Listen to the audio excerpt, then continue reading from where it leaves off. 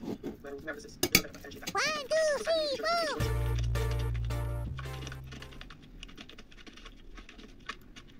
you've got king cups.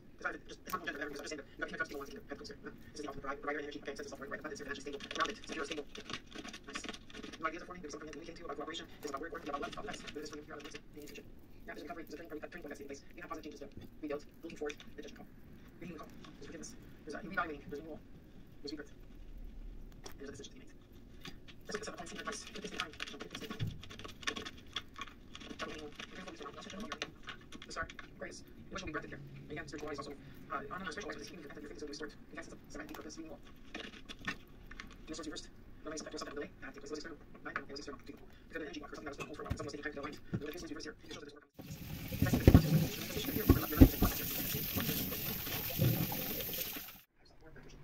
let's see on side.